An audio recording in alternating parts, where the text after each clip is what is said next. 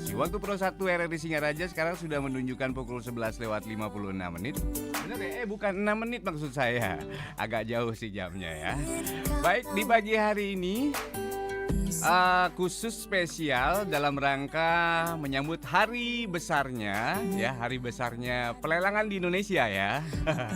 Kita sudah kehadiran seorang narasumber spesial di hari ini, di pagi hari ini, yaitu sesaat lagi kita akan bersama-sama mendengarkan yaitu dialog interaktif dalam rangka semarak hari baik, kita ini dulu ya. Baik, sebelum itu kita terlebih dahulu menyapa dulu ya narasumber kita di pagi hari ini. Kita sudah kehadiran 3 narasumber. Yang pertama ada Mas Arief. Mas Arief bisa memperkenalkan terlebih dahulu mungkin teman-teman dan juga atau mungkin dimulai dari Bapak ya, Bapak Kepala. Silakan. Iya. Terima kasih host. Iya. Om Swastiastu. Om Swastiastu. Assalamualaikum warahmatullahi wabarakatuh. Salam sejahtera untuk kita semua. Pendengar RRI yang berbahagia, pada pagi hari ini saya Wenang, Kepala KPKNL Singaraja. Jadi harus diketahui KPKNL adalah singkatan dari Kantor Pelayanan Kekayaan dan Lelang Negara, berkedudukan di Singaraja. Pada pagi yang berbahagia ini saya berkesempatan untuk menyapa pendengar setia RRI Singaraja dalam kaitannya dalam rangka memperingati Hari Besar Lelang yang ke-116. Pada pagi hari ini saya dan teman-teman saya, Mas Arief, pejabat lelang muda, kemudian Bli Dipa, pejabat lelang muda, yang tentunya pada kesempatan pada pagi hari ini akan memberikan pengetahuan tentang lelang terhadap pendengar setia RRI Singaraja. Selanjutnya mungkin kami persilakan Mas Arief ataupun Bli Dipa untuk memperkenalkan diri. Iya, monggo, kami persilakan. Terima kasih Pak Wenang selaku Kepala KPKNL Singaraja. Mas Niko, host Pro 1 RRI Singaraja. Salam kenal Mas Niko. Iya, salam kenal. Dan kepada seluruh pendengar RRI di wilayah Kabupaten Buleleng ya, dan secara umum di Bali Utara. Pada kesempatan ini perkenankan saya memperkenalkan diri, nama saya Arief Suharsono, salah satu pejabat lelang fungsional ahli muda di KPKL Singaraja, pasukannya Pak Wenang nih Mas Niko. Iya. Itu aja Mas Niko. Silakan selanjutnya Bli Dipa selaku putra asli Bali. Putra asli Bali ya, Bli Dipa. Oke, silakan. Terima kasih Pak Wenang, Pak Arief, Pak Niko. Iya. Sangat berbahagia saya juga bisa hadir hari ini. Perkenalkan, nama saya Iwayan Dipayana Ikantara, bisa dipanggil Wayan atau Dipayana. Iya. Saya juga salah satu fungsional pelelang ahli muda di KPKNL Singaraja. Saya asli Gianyar, sudah Gianyar. bertugas di sini 7 bulan. 7 bulan ya? Iya. Oh iya. Oke, baik. Baik pendengar, pada kesempatan di siang hari ini kita akan membahas sebuah topik menarik yang nggak lepas ya dari pentingnya dan menjalankan pemerintahan yang baik, yaitu modernisasi regulasi. Seperti pada umumnya yang kita ketahui, regulasi itu dalam suatu negara kalau nggak salah sih adalah sebuah landasan untuk menjalankan sistem dan mengatur berbagai kegiatan ya, baik itu di sektor pemerintahan, bisnis maupun masyarakat umum. Baik, sebelum kita bertanya-tanya lebih lanjut lagi dan mengarah ke topik yang poin-poinnya ya, jadi ada sedikit sih ya sebenarnya pertama-tama barangkali pendengar ingin memahami mungkin apa yang dimaksud dengan modernisasi regulasi dan mengapa hal tersebut penting. Mas Arief atau Pak Wenang ya, atau Bli Dipa mungkin bisa menanggapi salah satu. Baik Mas Niko. Iya. Ini dalam rangka hari ulang tahun lelang Indonesia yang 116 tahun Mas Niko. Iya, siap. Jadi diawali di tahun 1908. Di situ terbitlah Venue Reglement Undang-Undang Lelang. Dan seiring perkembangan zaman kita juga harus mengikuti perubahan zaman, kebutuhan masyarakat, sehingga di situ lelang telah mengalami transformasi dan kita terus berbenah diri, Ya. termasuk regulasi harus kita sesuaikan dengan kebutuhan perdagangan transaksi jual beli di masyarakat. Dan perlu kami sampaikan di sini bahwa di peraturan terbaru Kementerian Menteri Keuangan nomor 122 di situ jelas termaktub dalam considerance di halaman awal bahwa salah satu pokok pikiran atau latar belakang pembuatan keputusan tersebut adalah dalam hal ini Kementerian Keuangan khususnya Direktorat Jenderal Kekayaan Negara merespon perkembangan model transaksi perdagangan jual beli melalui sistem elektronik. Sebagaimana kita ketahui ya, banyak sekali marketplace yang ya saya tidak perlu sebutkan ya, nanti dikira mengendorse ya. Jadi lelang Go ID, bolehlah nanti pendengar di RRI Singaraja ataupun wilayah lain bisa menginstal di Play Store Lelang Indonesia, Lelang Indonesia, portal Lelang Indonesia atau lelang.go.id. Di situ akan tertuang lengkap apa-apa objek lelang yang kami lelang seluruh Indonesia. Jadi modernisasi di sini adalah titik poinnya ketika kantor pusat kami mengakomodir segala kebutuhan masyarakat dengan juga merubah peraturan setingkat Menteri Keuangan ataupun peraturan Dirjen Kekayaan Negara yang berbasis IT teknologi. Itu Mas Niko. Berarti benar-benar sangat kompleks ya. Berarti harus menyesuaikan dengan era saat ini. Betul. Yang bisa dibilang tadi sesuai dengan tema kita yaitu era 5.0. Ya. Setuju, sepakat Mas Niko. Baik, sekarang saatnya kita langsung menuju ke tema utama, yaitu tema utama kita yaitu tentang mengarah ke layanan ya, layanan dari terkaitnya kita berada di zaman saat ini yaitu di era 5.0. Oke, seperti yang kita ketahui, layanan lelang di era 5.0 ini KPKNL ini mungkin sebelum melangkah ke era ya, apa mungkin ininya layanan-layanan ke publik yang sudah diterapkan ke masyarakat? Jadi gini Mas Niko, sebelum era 5.0 ini ya 5.0 ini layanan lelang ya khususnya itu dilakukan secara konvensional Mas Niko. Jadi KPKNL dalam hal ini pejabat lelang mengumpulkan calon-calon peserta lelang, dalam hal ini masyarakat luas ya, yang ingin berperan serta mengikuti lelang di suatu ruangan tertentu. Jadi kapan ada lelang, jam berapa, di tempatnya di mana, kita berkumpul di situ. Nah, di era 5.0 ini diawali di tahun 2012, Direktorat Jenderal Kekayaan Negara sudah memulai lelang online. Jadi masyarakat tidak perlu jauh-jauh datang ke KPKNL. Jadi dari Sabang sampai Merauke mereka tinggal pilih. Misalkan saya berdomisili di Singaraja mau ikut lelang di Jakarta bisa Mas Niko. Iya, dengan mendownload atau menginstal lelang Go ID di Play Store. Di Play Store dan juga di Apple Store ya. Betul, itu Mas Niko. Oke, buat beli Duipa ini ya.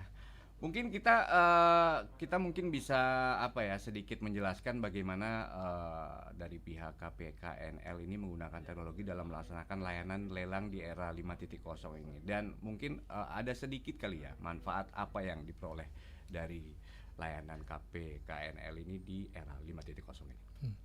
Terima kasih Mas Niko. Ya. Saya ingin menambahkan sedikit bahwa sejak beberapa tahun yang lalu Kementerian Keuangan sudah melakukan transformasi kelembagaan. Ya. Salah satu bagian dari transformasi ini adalah digitalisasi. Iya. Nah, digitalisasi ini di DJKN, Direktorat Jenderal Keuangan, salah satu inovasinya adalah membawa lelang konvensional itu ke dunia digital dengan layanan lelang online, yang mana hari ini kita memiliki, Kementerian Keuangan memiliki platform yang bernama Lelang Go ID. Jadi Lelang Go ID adalah platform lelang resmi milik pemerintah Indonesia, ceki Kementerian Keuangan. Jadi selain lewat Lelang Go ID bisa dipastikan kemungkinan penipuan. Nah, nah seperti kita ketahui marketing 4.0 itu adalah ciri utamanya adalah digitalisasi. Digitalisasi. Manfaatnya adalah pemohon-pemohon lelang yang berasal dari wilayah kerja kami, baik dari Jembrana, Kabupaten Buleleng, Karangsem, Bangli, mereka tidak harus repot-repot menghabiskan waktunya datang ke Singaraja. Mereka bisa mendigitalkan dokumen-dokumennya, kemudian mengupload di website kami, Lelang Go ID, lewat akun lelang mereka, kemudian kami memverifikasi secara digital. Nah, jika ada catatan, kami akan juga beritahu lewat aplikasi tersebut. Kemudian jika sudah memenuhi persyaratan lelang, kami membuat penetapan jadwal lelang dan kami kirimkan juga secara digital lewat aplikasi tersebut. Jadi manfaatnya adalah efisiensi dan efektivitas waktu. Oh gitu ya, oke. Oke, setelah itu kita akan membahas ke masalah jenis-jenis ya yang telah disediakan oleh layanan 5.0 ini. Mungkin ada jenis-jenis lelang yang diselenggarakan oleh KPKNL dalam layanan lelang di era 5.0 ini, mungkin agar pendengar bisa memahami ya variasi dan kesempatan mereka gitu untuk bisa registrasi mungkin di aplikasi ini. Oke, Pak Niko. Ya. Mungkin sebelum nanti rekan-rekan saya menjawab terkait dengan teknis jenis apa saja yang bisa dilelang ya. Iya, siapa? Mungkin saya tambahkan ya terkait dengan penggunaan aplikasi atau teknologi 5.0 ini. Kita kan tahu semacam marketplace lah, apapun itu bentuknya ya. Jadi terkait dengan itu terhadap pelaksanaan lelang ini dengan adanya teknologi 5.0 ini, jangkauan kita menjadi menasional. Jadi apa yang kita laksanakan di Singaraja dapat diakses oleh seluruh masyarakat Indonesia dimanapun berada. Tentunya dengan catatan ada akses internet. Tentunya ini akan sangat membuka peluang bagi katakanlah di sini KPKNL Singaraja untuk dapat katakanlah kita ada semacam target yang harus kita penuhi. Jadi dalam rangka penerapan teknologi 5.0 ini tentunya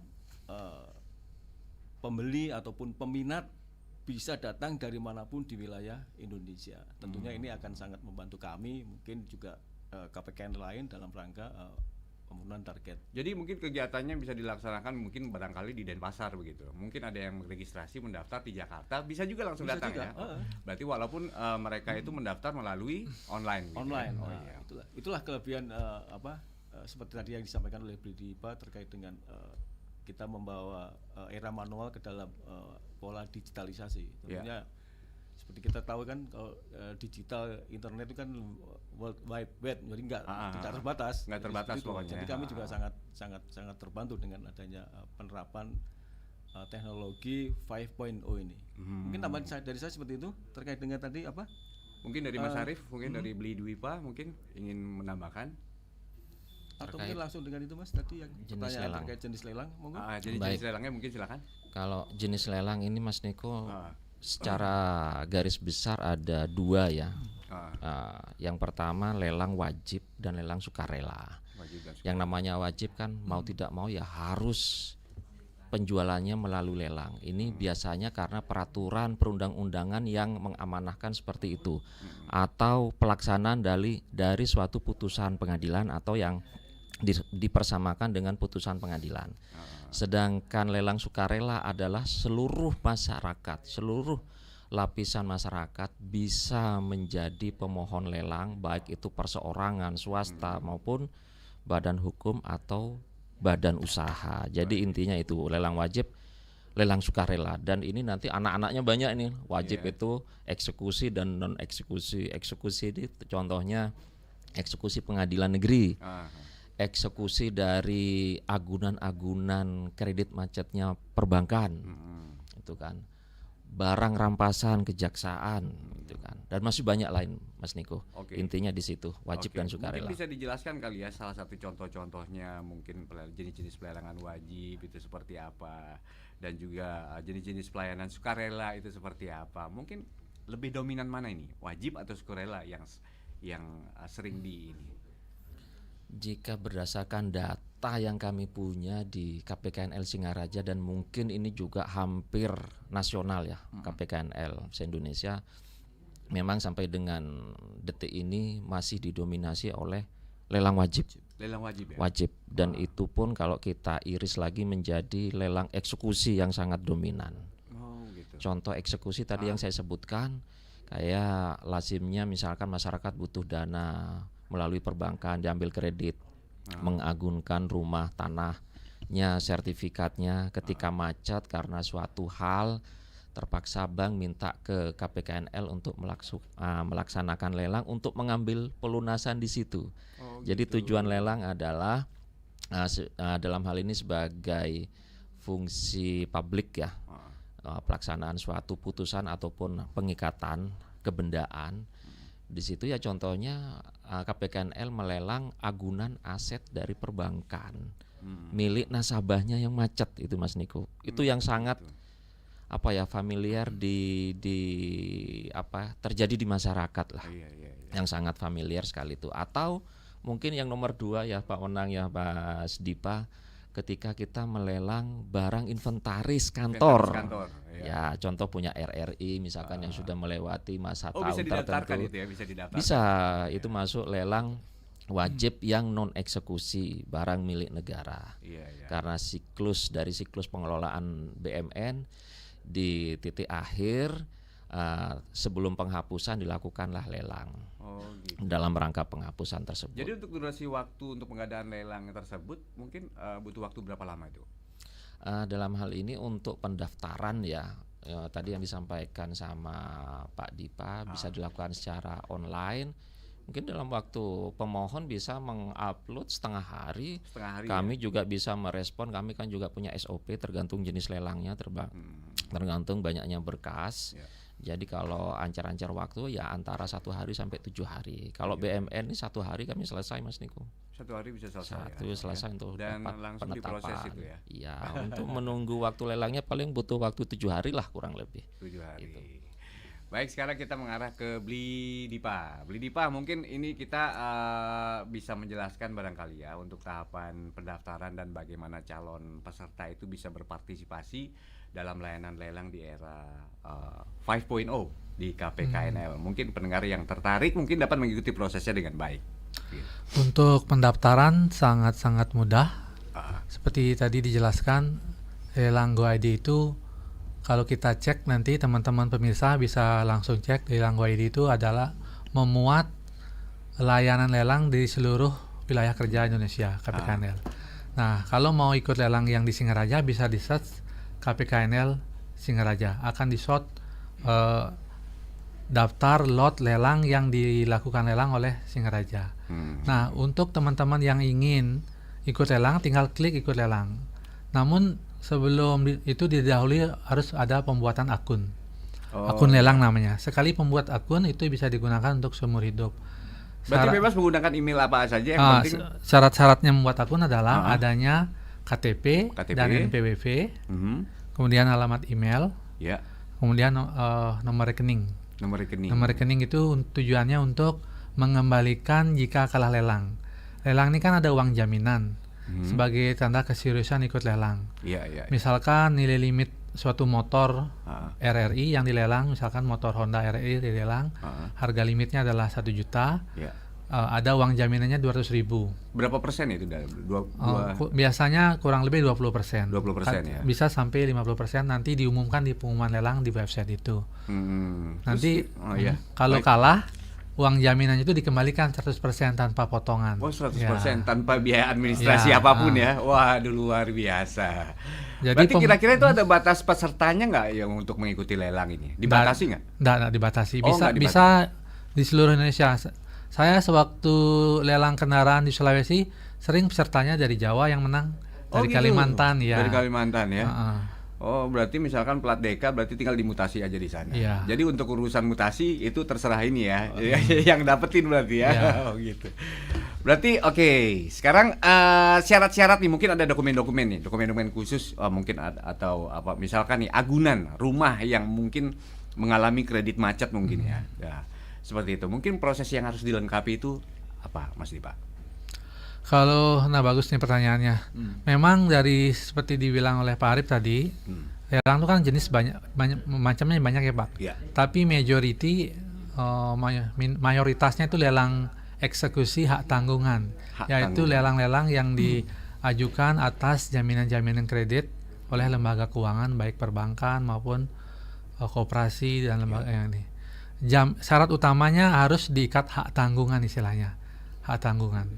Itu apa itu diikat hak tanggungan? Hak tanggungan itu adalah jaminan kebendaan. Jaminan Kebendaan yang dibuat itu nanti di dokumennya itu sudah ada di ini di banknya. Pertama mereka harus mengajukan secara tertulis. Misalkan Bank BRI Singaraja harus membuat permohonan secara tertulis, kemudian ada daftar barang yang mau diajukan, uraian barangnya, misalkan sebidang tanah, SAM nomor berapa, kan menyebut SAM harus dilampiri juga sama sertifikatnya. Oh, dilampiri ya. Secara fisik berarti harus dilampiri ya, secara fisik. Nanti secara fisik menyusul. Ya, fisiknya gitu. Berarti sistemnya mengupload data tersebut di aplikasi lelang.go.id ya. Oke, baik. Terus dan silakan. Sudah dinyatakan one prestasi oleh banknya. Jadi tidak serta merta semua jaminan itu bisa dilelang. Harus diperingati dulu. Peringatan 1, peringatan 2, peringatan 3. Begitu. Jadi kalau bank sudah menyatakan one prestasi dan disertai dengan pernyataan tertulis dan syarat-syarat lainnya seperti yang kami sebutkan tadi, sertifikat, SHT dan APHT itu kalau sudah lengkap kami tetapkan jadwal lelangnya. Gitu, Pak. Begitu ya. Jadi kami di sini posisinya sebagai pejabat lelang atau KPKNL itu sebagai penengah antara pihak pemohon dan calon peserta. Baik. Sekarang kita menuju ke Pak Wenang. Oke, Pak Wenang dari tadi senyum aja nih. Oke, Pak Wenang. Gimana? Mungkin ada yang ditambahin, Pak. Jadi terkait dengan dokumen ini, itu memang menjadi hal yang sangat urgent bagi pasukan saya, utamanya di teman-teman di pelelang. Jadi teman-teman pelelang ini terhadap setiap permohonan lelang yang diajukan oleh pemohon, yang paling utama dan pertama yang dilakukan adalah memverifikasi dokumen. Iya, itu yang paling utama sih ya. Paling utama, sampai titik koma pun mereka harus tetap sampai akarnya nih dapat begitu. Karena titik ataupun koma itu bisa menjadi pembeda yang sangat besar. Tentunya dengan nanti keabsahan sertifikat pelaksanaan lelang yang akan dilaksanakan oleh teman-teman pelelang. Jadi saya bisa memberikan bukan jaminan, ketika permohonan lelang sudah dinyatakan lengkap, saya yakin 100% bahwa teman-teman pejabat lelang saya sudah melakukan tugasnya dengan baik. Benar dan baik. Kalau baik kan belum tentu benar, tapi kalau sudah benar sudah tentu baik. Itu Mas Niko, dari saya. Iya, betul, luar biasa. Harus memang betul-betul ya diverifikasi sampai akarnya. Oke, sekarang kita bisa membahas soal mekanisme penawaran. Kita membahas masalah mekanisme penawaran dan barangkali bagaimana pemenang dalam layanan lelang di era 5.0 ini, apakah di KPKNL tentunya yang ditentukan agar kita itu bisa dapat memahami proses yang terjadi. Apakah pemenang ini bisa diumumkan melalui aplikasi atau proses mekanisme penawarannya bisa melalui aplikasi atau bagaimana? Mungkin barangkali salah satu dari Mas Arief mungkin ingin menjelaskan. Baik. Jadi untuk menentukan dari beberapa peserta lelang yang sudah setor uang jaminan sebagai mungkin masyarakat mengenalnya sebagai DP ya. DP. Nah, ketika lelang dimulai oleh pejabat lelang itu secara sistem Mas Niko yang akan memfilter siapa penawar paling tinggi. Siapa penawar paling tinggi, dan jika ada penawar yang sama angkanya itu ditentukan siapa yang lebih dulu masuk ke sistem itu. Jadi sebelumnya saya tambahkan Mas Niko, jadi dalam penawaran lelang itu dikenal ada 2 mekanisme penawaran. Yang pertama adalah close bidding, penawaran tertutup. Dan ini nanti saya tekankan bahwa tertutupnya ini bukan tertutup untuk umum, tapi penawaran itu memang private ya, memang rahasia tertutup ya. Mungkin kalau kita flashback di zaman lelang konvensional, misalkan Mas Niko nih jadi salah satu peserta lelang. Jadi Mas Niko tuh menawar, ditulis di kertas dalam amplop tertutup, disodorkan ke pejabat lelang. Begitupun di era 5.0 ini, sejak lelang online ya, digitalisasi. Jadi penawar secara tertutup ini masing-masing peserta tidak saling mengetahui. Jadi itulah uniknya ikut lelang. Jadi secara sistem akan menyaring siapa sih pembeli yang istilahnya sungguh-sungguh ya terhadap suatu barang ini gitu kan. Kalau memang dia cinta terhadap barang itu, misalkan dia Mati-matian sudah mati-matian karena dia nggak bisa menebak. Terus yang kedua adalah jenis penawaran open bidding, Mas Niko. Open bidding ini mungkin kita juga familiar ya. Misalkan di ruangan ini Mas Niko selaku peserta, terus yang di ruangan ini juga selaku peserta, saya pejabat lelangnya, akan ketahuan itu Mas Niko nawar berapa, saingannya nawar berapa. Begitupun yang lelang. Ya? Betul. Ketika kita melibatkan sistem secara online, di situ akan tertera jelas. Tapi nama kita samarkan. Hanya angka yang akan tertulis, misalkan nilai limit 1 miliar.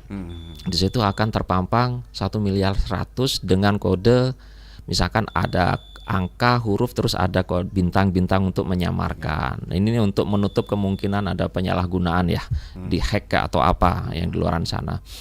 Dan itu secara sistem sendiri yang akan menentukan siapa pemenangnya. Jadi dari kami selaku penyelenggara lelang, kepala kantor, pejabat lelang, ataupun siapa pegawai KPKNL di daerah, kanwil maupun pusat tidak bisa masuk ke situ. Oh gitu. Itu makanya salah satu kelebihan lelang adalah akuntabel, transparan. Itu suasana kompetitif pun ada di situ. Oh gitu. Itu Mas Niko.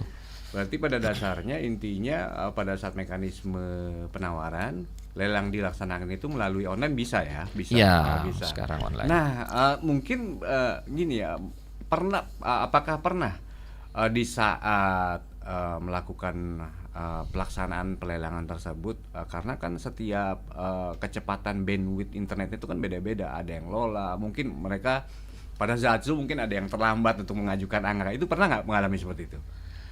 Kemungkinan itu selalu ada ya, dan memang kantor pusat dalam hal ini Direktorat Lelang sudah memitigasi dan sudah antisipasi di regulasi maupun di sistemnya, Mas Niko.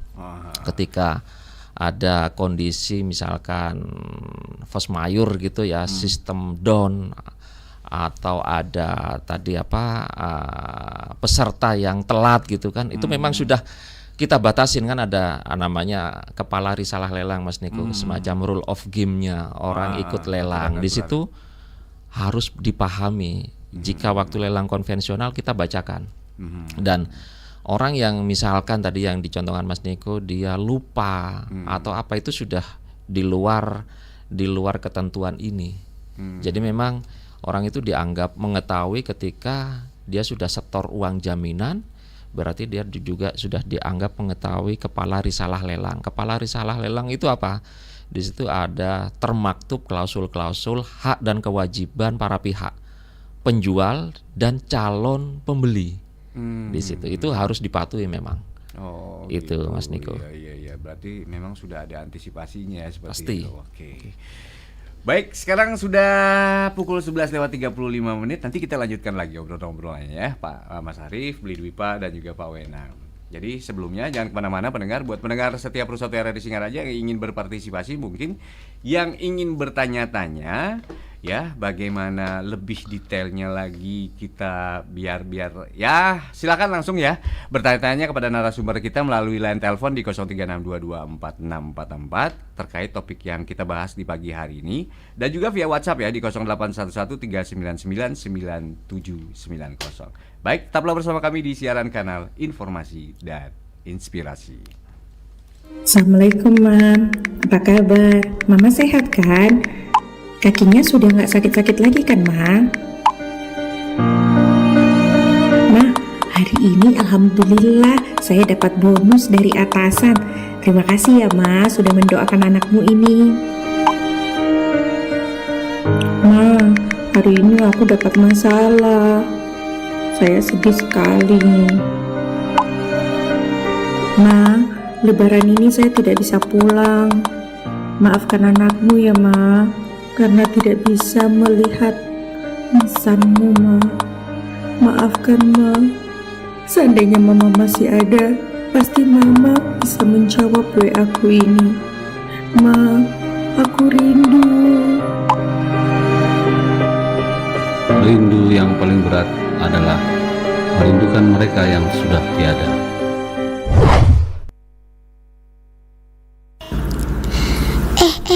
Sini deh, aku mau kasih tahu kamu cara biar aman terus.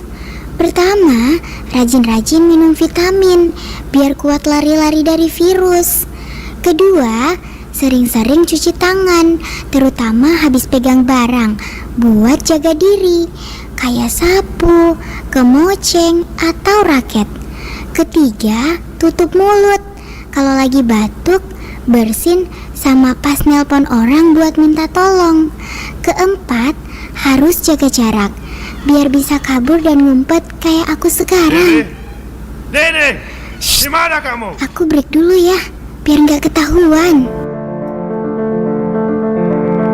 Tahun 2023, 15.972 kasus kekerasan terjadi pada anak Indonesia.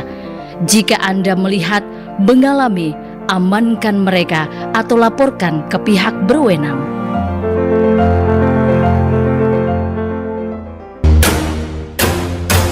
Organisasi Kesehatan Dunia melaporkan setiap detik terdapat satu orang yang melakukan bunuh diri di seluruh dunia. Bunuh diri merupakan penyebab kematian ketiga tertinggi setelah kecelakaan dan pembunuhan. Kasus bunuh diri alami tren meningkat.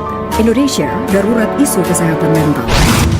Kasus bunuh diri merupakan isu sensitif yang mengkhawatirkan. Kecenderungannya dipicu oleh gangguan kesehatan mental dengan beragam persoalan. Kita harus peka dengan diri sendiri agar kesehatan mental tetap terjaga. Karena mental yang sehat membuat pikiran menjadi positif, sehingga tubuh berfungsi dengan baik secara emosional, psikologis, sosial, dan juga mempengaruhi cara berpikir, merasakan, serta berperilaku. Ubah stigma konsultasi ke psikolog adalah hal buruk. Jaga kesehatan mentalmu, ingat dirimu berharga.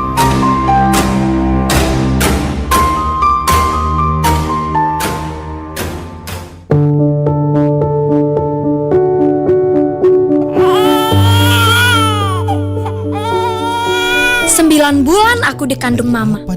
Papa sangat bahagia karena aku lahir ke dunia. Papa juga menceritakan dongeng tiap malam. Senang sekali rasanya. Tapi saat aku tumbuh remaja, Papa berubah jadi kejam. Selalu membentak mama dan sering memukulnya. Tiap hari aku merasa ketakutan.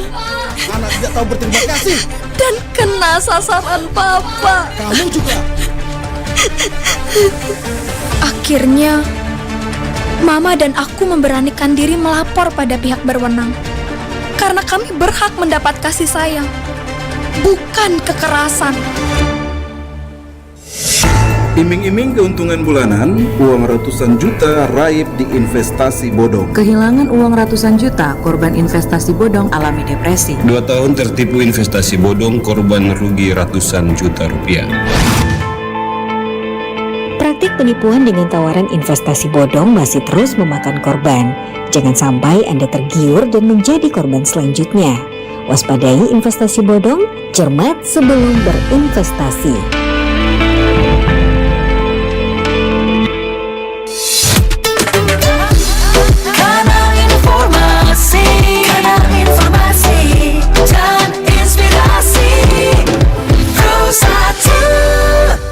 Baik, 97,9 dan 101,2 FM Pusat RRI Singaraja. Masih bersama saya Niko Ardinata dan masih juga bersama mas-mas dan bapak-bapak kita di kesempatan pagi hari ini di obrolan seru kita, yaitu tentang lelang melelang di era 5.0 ya.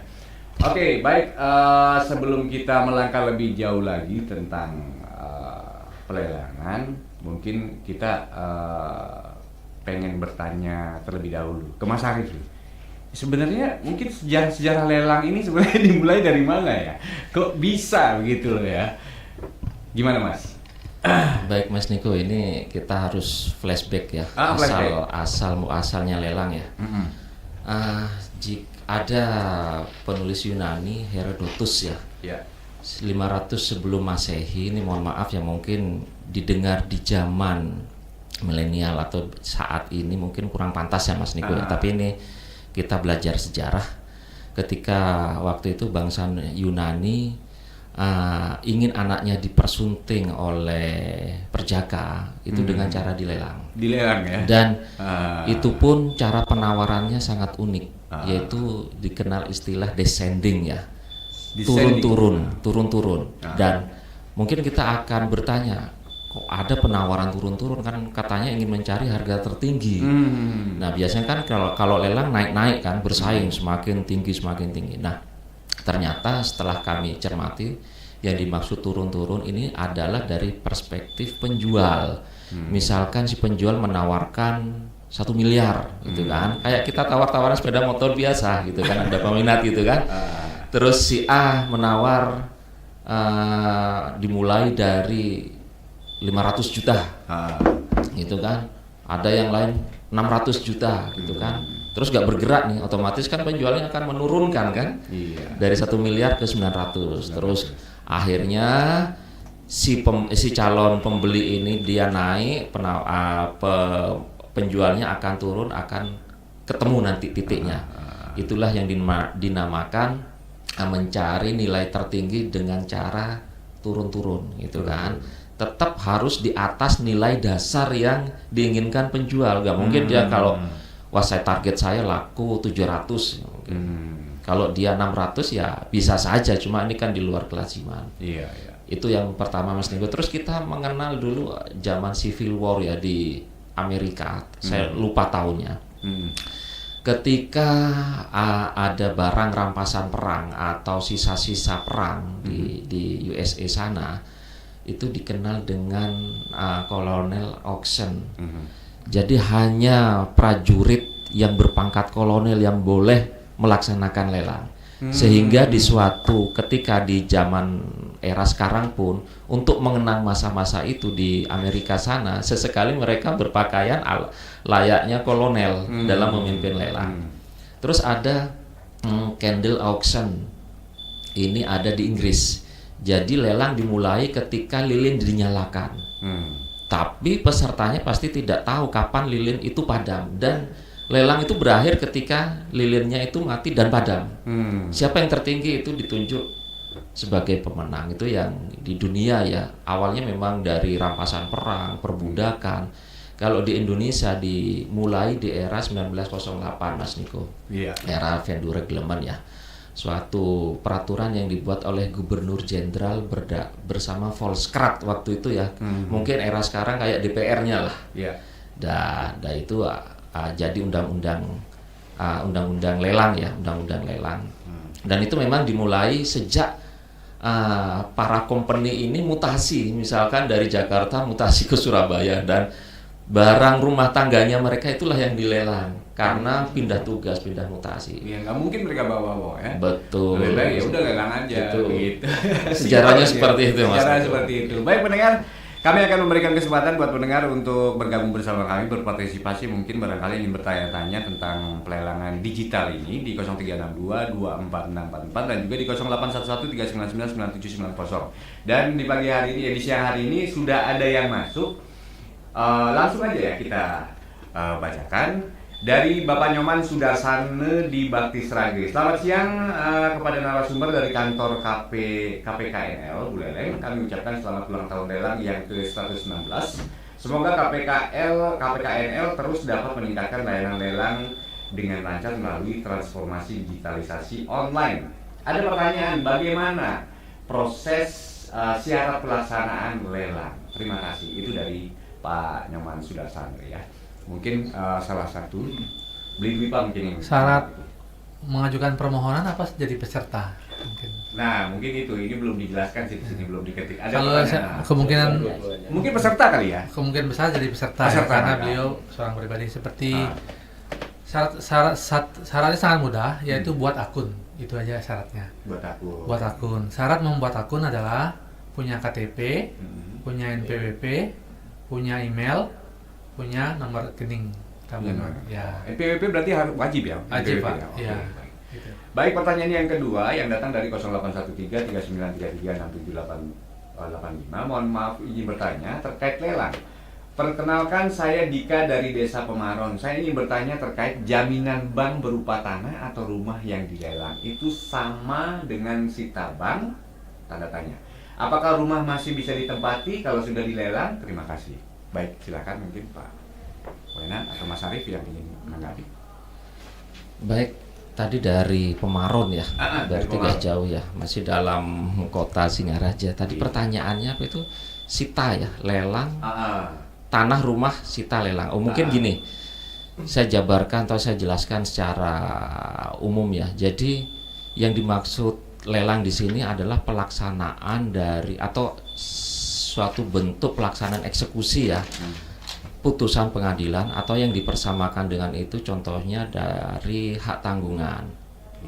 Apa hubungannya tadi dengan sita? Sita ini memang kita bisa beririsan langsung, bisa tidak, karena pengertian sita ini bisa diterjemahkan dilakukan oleh penyidik dalam suatu tindak pidana. Kalau ini kita batasi, mungkin ini yang masalah keperdataan ya Mas Niko ya.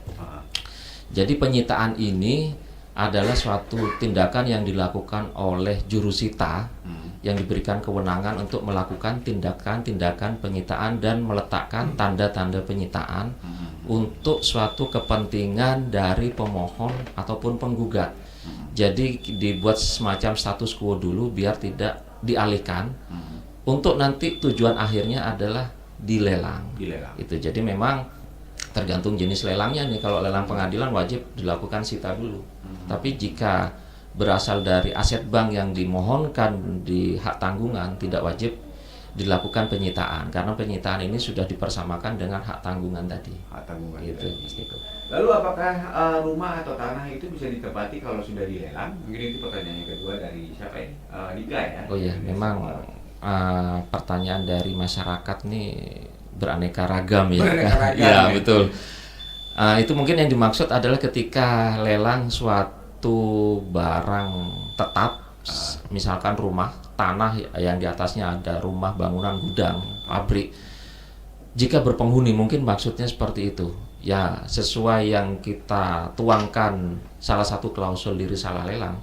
Jika bangunan itu berpenghuni, jika yang penghuni ini tidak bisa mengosongkan atau tidak bersedia secara sukarela keluar dari si objek lelang ini, maka dilakukan dengan melalui mekanisme prosedur hukum, yaitu mungkin sandarannya ada di pasal 200 HIR melalui mekanisme pengadilan negeri setempat untuk melakukan eksekusi pengosongan. Dan itu diperlukan nanti produk dari kami yang dinamakan grose risalah lelang Mas Niko. Jadi semuanya itu pembeli dalam hal ini dilindungi oleh undang-undang untuk bisa menikmati secara ekonomis objek lelang yang sudah dibeli. Oke, baik. Sebelum kita membahas lebih lanjut lagi, lebih baik kita terima telepon dulu ya, karena dari tadi sudah berdering, mungkin penasaran kali ya. Oke, baik kalau gitu langsung aja kita sapa untuk menelpon. Halo, selamat pagi, selamat siang. Selamat pagi Pak. Ya. Ini kan saya lagi nonton YouTube nih, Ya. ada dialog interaktif lelang ya Pak ya. Iya, betul sekali. Boleh ndak tanya-tanya sedikit? Oh aja? silakan. Maaf, dengan Bapak siapa dan di mana ini? Saya Anton Pak. Pak Anton di Dari mana Pak? dari Denpasar Pak. Oh dari Denpasar, baik. Oke, Pak Anton mungkin bisa langsung aja ditanyakan kepada narasumber kita di pagi hari ini. Baik Pak. Halo. Iya, silakan Pak Anton. Halo. Halo. Halo. Halo. Halo, saya Anton Pak. Iya. Silakan Pak Anton, pertanyaannya. Iya, silakan Pak. Oke. Mohon maaf Pak, saya Anton dari Denpasar Pak. Iya. Ya. Ini dengan Pak siapa ya Pak? Ada Pak Arief, ada Pak Dwipa dan juga ada Pak Wenang. Oh baik Bapak. Iya. Saya dengan siapa aja boleh, yang jelas. Ini kan kalau saya tertarik Pak dengan temanya ini modernisasi layanan lelang ya Pak ya. Iya. Di era 5.0 ya. Iya, 5.0. Berarti kan bisa dengan menggunakan handphone ya Pak ya. Kita dengan duduk-duduk dengan pakai handphone gitu Pak ya. Nah, pertanyaan saya, handphonenya yang kalau pakai iOS bisa nggak Pak, berbasis iOS bukan Android itu loh. Pertanyaan pertama itu Pak ya. Baik. Nah, kedua, berarti kan kita harus buat akun ya Pak. Akun itu untuk proses pembuatan akun itu diperlukan berapa lama Pak? Artinya ketika kita daftar, terus sampai siapa yang memverifikasi, terus kita dapat jawabannya seperti apa gitu loh Pak. Baik. Nah, kemudian misal saya ini Pak, ketika beli barang lelang misalnya kan barang kecil ya Pak ya, misalnya yang dilelang tuh ketika itu barang kecil. Halo? Iya, silakan. Nanti tekniknya misalnya kayak saya belanja online itu kan nanti ada biaya pengirimannya itu. Dikirim langsung atau itu yang nanggung biayanya siapa itu loh Pak? Misalnya nih barang-barang kecil. Kan seperti kalau belanja online kan biaya pengiriman ditanggung kami atau di ini. Seperti apa seperti itu. Nah, artinya biar clear itu Pak di sana terkait pembuatan akun dan biaya pengirimannya ditanggung siapa itu Pak. Ketika misalnya kita kan store uang jaminan Pak, terus apakah dikembalikan di hari itu juga atau seperti apa? Terima kasih Pak, cuma itu aja. Oke, baik Pak Anton, terima kasih ya atas partisipasinya. Baik. Terima kasih Pak. Oke, terima kasih. Baik Pak Wenang, Mas Arif atau Beli Dwi Pak, siapa yang menanggapi? Oke deh. Ada 3 pertanyaan nih sebenarnya. Pak Anton, tadi kan ada 3 pertanyaan. Rasanya saya pengen jawab yang mudah aja ya. Jadi tadi Pak Anton menanyakan terkait apakah bisa iOS atau Android. Dua-duanya bisa Pak Anton, monggo. Kalau Pak Anton punya iPhone, bisa melalui iPhone. Kalau mungkin HP-nya Samsung, monggo silakan, bisa kok. Yang penting ada paket datanya. Ya, yang penting ada paket datanya, kata rekan saya Pak Beli Dwipa ini. Minimal berapa nih pakai datanya nih? 1 giga atau berapa? Tapi kuotanya jangan ketengan ya, Pak Anton gitu. ya. Itu saja Pak Anton. Mungkin untuk pertanyaan yang lain bisa Beli Dwipa atau Mas Arif, monggo. Terkait paket data tadi itu bisa candaan tapi bisa benar juga Pak. Iya. Karena kan kalau lelang itu kan ngebit itu ada batas waktunya, misalkan lelangnya sampai jam 10.00. Kalau misalkan wifi atau nya agak lemot, bisa agak lemot juga masuknya. Kalau terlambat 1 detik, udah terlambat juga link-nya. Internet ya. Jadi makanya, perlu wifi yang kencang memang. Makanya tadi Pak Wenang menyarankan jangan beli ketengan ya. Jadi ini terkait data soalnya terkait ini. Kemudian tadi pertanyaannya berikutnya berapa lama diverifikasi gitu ya. Tadi masalah pembuatan akun sudah kami jelaskan. Syarat-syaratnya KTP, NPWP, nama akun itu disesuaikan dengan nama yang ada di KTP. Iya. Apa istilahnya, kemudian kalau sudah masuk tinggal diverifikasi sama verifikator di KPKNL. Verifikasinya itu nggak sampai 5 menit Pak, karena kami mencocokkan nama yang diketik itu apakah sudah sesuai dengan KTP yang diupload, apakah NPWP-nya sudah sesuai dengan dokumen NPWP yang digital yang diupload, apakah nomor rekeningnya juga sudah sesuai gitu. Itu kurang lebih 5 menit Pak. Karena setiap saat ada petugas kami yang memverifikasi. Seandainya memang misalkan beliau mendaftarnya malam-malam, kalau kemungkinan besok paginya baru diverifikasi. Verifikasi dan dikonfirmasi langsung ya. Ya, kalau memang mau detik itu juga bisa telepon ke kantor kami, Pak. Barusan kami mengajuk apply akun, bisa telepon mau minta tolong di approve. Kadang-kadang kami kan mungkin misalkan ada di ruangan ada 5 petugas. Mungkin ada yang 2 sedang melakukan lelang, ada yang 2 sedang menjawab telepon, ada yang tugas luar. Kalau misalkan dalam waktu 2 jam misalkan belum ada yang verifikasi, bisa ditelepon ke kantor kami. Siapapun petugas kami dari rumah, dari manapun bisa verifikasi dari HP kami masing-masing. Gitu. Baik. Pak Anton udah jelas ya. Ada lagi ya pertanyaannya? Yang pertanyaan yang terakhir mungkin setelah dia memenangkan pelelangan, mungkin lokasi Pak Anton kan di Denpasar gitu. Ini terkait dengan biaya pengiriman sih. Itu ditanggung siapa? Ditanggung pemenang atau bagaimana? Atau bisa diambil dari uang jaminan kah atau bagaimana? Nanti ditambahin sama Pak Arif. Selama ini sebagian besar lelang kami itu masih kebanyakan lelang jaminan bank Pak, yang berupa tanah, tanah rumah, ruko, dan lelang wajib berupa barang milik negara atau barang milik daerah berupa kendaraan, baik mobil maupun motor maupun sisa-sisa inventaris. Sisa inventaris itu bisa meja kursi, kantor. Nah itu lelangnya sampai saat ini masih diambil di tempat oleh pemohon lelang, jadi tidak dikirim. Tidak dikirim, diambil di tempat. Ya, berarti lebih aman ya? Lebih aman dari masalah biaya atau mengantisipasi kejadian-kejadian yang kita nggak inginkan gitu. Barang-barang kecil seperti handphone itu sampai saat ini sih masih langka ya permohonan lelangnya. Mungkin kalau handphone itu pernah ada lewat permohonan bea cukai, itu pun diambil langsung. Nah sampai detik ini pengetahuan saya belum ada proses pengiriman. Mungkin Pak Arif bisa menambahkan. Oke, jadi sebelum kita menentukan siapa nih yang menanggung biaya kirim Mas Niko, mungkin saya perlu ulas sedikit tentang kewajiban pengumuman lelang. Salah satu ciri khas penjualan secara lelang ini adalah ketika adanya pengumuman lelang. Nah, di situ penjual akan mengumumkan spesifikasi barang. Kita ngomong barang bergerak ya Mas Niko ya, barang bergerak. Di situ akan dicantumkan ketika ada syarat dan ketentuan berlaku termasuk biaya kirim. Kalau memang penjual akan menanggung biaya kirimnya pasti akan disebutkan di pengumuman lelang. Itu. Terus di pemberkasan sebelum kami menetapkan jadwal lelang itu ada dikenal istilahnya syarat tambahan.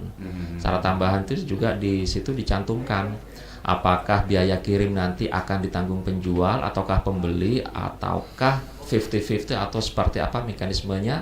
Itu dituangkan di syarat tambahan dan dimasukkan sebagai salah satu materi redaksi di pengumuman lelang. Jadi ketika peserta sudah melakukan penawaran yang didahului dengan setoran uang jaminan, berarti dia tunduk di pengumuman lelang itu.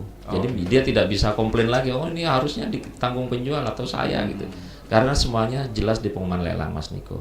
Itu jadi intinya tergantung kesepakatan antara penjual dan calon peserta yang dimediasi oleh melalui media pengumuman lelang. Terus pertanyaan terakhir tadi ada yang terlupakan, uang jaminan kapan dikembalikan? Iya, uang jaminan. Nah itu paling lama 1 hari kerja Mas Niko. 1 hari pada saat pelaksanaan. Iya, 1 hari besoknya. Ketika lengkap. Ketika lengkap kan ada kalanya di perbankan beda spasi aja itu nolak biasanya Mas Niko. Misalkan Ahmad atau A titik gitu kan, A titik terus spasi Baidowi gitu kan, itu ada di bank-bank tertentu dia nolak.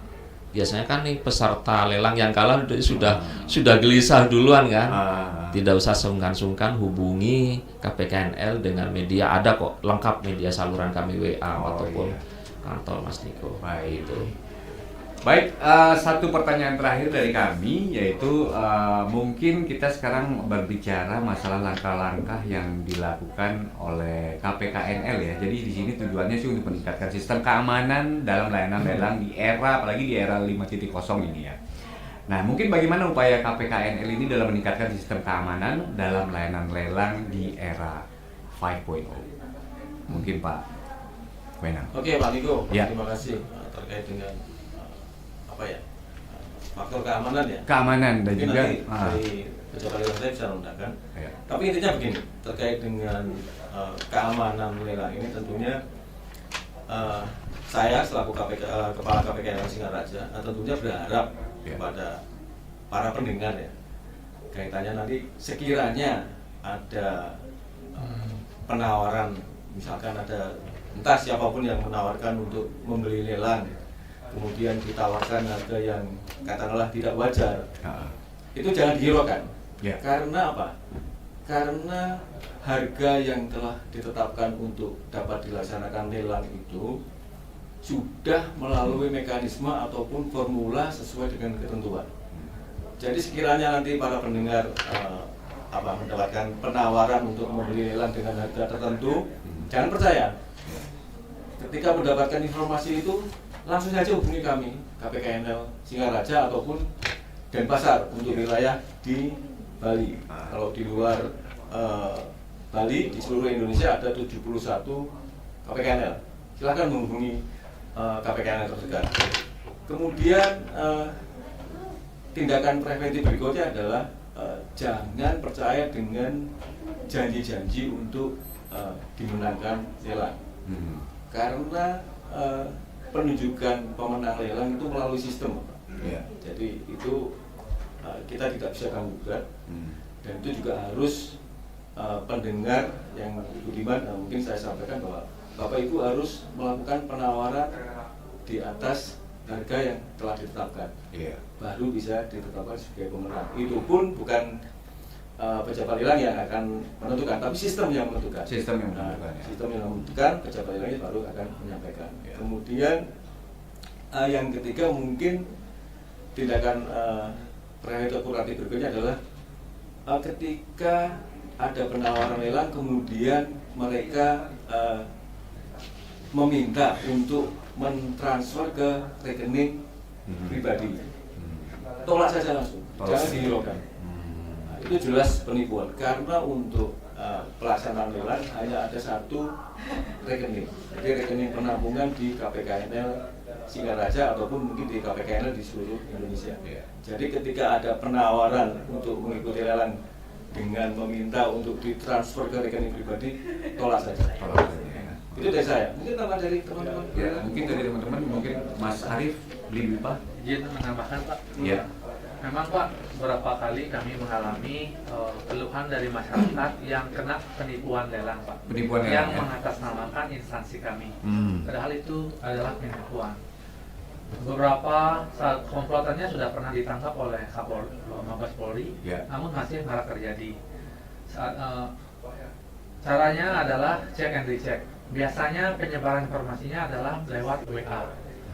Satu yang perlu diperhatikan adalah kop suratnya. Kop surat yang palsu itu bisa dibandingkan dengan surat kami yang resmi, yang kantor kami. Kemudian yang kedua, di surat itu ada tanda tangan asal comot dari internet. Saat ini kami sudah menggunakan tanda tangan digital, signature atau DS. Seringan penipuan lelang itu masih menggunakan tanda tangan basah yang di-scan dari internet. Kemudian yang bisa diwaspadai lagi adalah nama-nama yang asal comot. Misalkan nih kepala KPKNL Singaraja kan harusnya Pak Wenang, tapi memakai nama direktur kami yang di Jakarta atau nama yang mereka ambil dari website. Kemudian yang sudah dijelaskan oleh Pak Wenang adalah transfer ke rekening pribadi. Dalam negara tidak ada transfer ke rekening pribadi Pak. Ada rekening penampungan, ada rekening penambung khusus, itu pun lewat virtual account. Virtual account yang sudah didapatkan lewat klik ikut lelang di website resmi kami. Dan selalu check and recheck dengan website kami yang resmi, Lelang.go.id. Lelang.go.id, kemudian ya kurang lebih seperti itu tambahannya Pak. Ya mungkin tadi saya menyimak masalah keamanan dari objek lelang ya. Tadi saya juga memahami mungkin dari sisi aplikasi Lelang.go.id ya Mas Niko. Mungkin secara umum ini menjadi ranah teman-teman KPI bagian Pusintek ya di Kementerian Keuangan atau DJKN. Cuma bisa saya share secara umum di sini bahwa untuk keamanan akun perseorangan atau pribadi dari masyarakat yang sudah memiliki akun perseorangan adalah tipsnya adalah yang pertama selalu gunakan jaringan yang aman. Misalkan jangan sesekali pakai wifi yang di tempat-tempat umum, terus jaga kerahasiaan akun, selalu mengaktifkan fitur autentifikasi akun. Terus yang ada lagi yang mungkin Mas Niko juga sudah familiar adalah dengan kita rajin mengupgrade aplikasi ya Mas Niko ya. Terus yang terakhir adalah kadang di Play Store tuh ada logo-logo yang memang mirip ya. Pastikan itu adalah aplikasi resmi dari Kementerian Keuangan, dalam hal ini DJKN. Berarti apa yang bisa membedakan misalkan di biasanya sih di Play Store ya, kalau di Apple Store pasti diverifikasi lebih ini lagi kan. Kalau di Play Store itu biasanya ada sih ikon-ikon yang agak mirip. Nah, untuk membedakan itu seperti gimana tuh? Apakah dari bintangnya, ratingnya, atau gimana? Betul, kalau cara pintasnya adalah menghubungi KPKNL setempat karena background atau latar belakang masyarakat ini sangat beragam ya Mas Niko ya. Mungkin kalau kayak taruhlah gampangannya orang-orang kantoran, birokrat itu pasti mungkin Mas Niko udah paham ya. Tapi kan tidak menutup kemungkinan masyarakat misalkan petani atau pedagang, mereka daripada harus mengira-ngira sendiri mana yang palsu, mana yang asli, datang aja ke kantor biar kami yang menentukan itu. Kasihan masyarakat daripada nanti tertipu uangnya kan gitu Mas Niko ya. Mungkin itu. Dari rating bisa itu Mas Niko. Dari rating juga bisa ya, untuk lebih mudahnya lagi ya. Baik, terima kasih banyak ya Pak Wenang, terus juga Bli Dupa dan juga Mas Arif atas kehadirannya di studio kami di Perusahaan RRI Singaraja atas dialog interaktif untuk siang hari ini, dan kita mungkin bisa berbincang-bincang lagi next time kali ya, untuk lebih lebih spesifik lagi ya untuk membahas masalah ini. Baik pendengar, sekian dulu obrolan interaktif kita di siang hari ini. Terima kasih banyak atas atensinya buat pendengar yang sudah ikutan juga di via WhatsApp di 0811399970 dan juga di 0362244644. Saya Niko Arinata dan mewakili bapak kami, narasumber kami, pamit undur diri dan mengucapkan terima kasih banyak. Selamat siang dan sampai jumpa.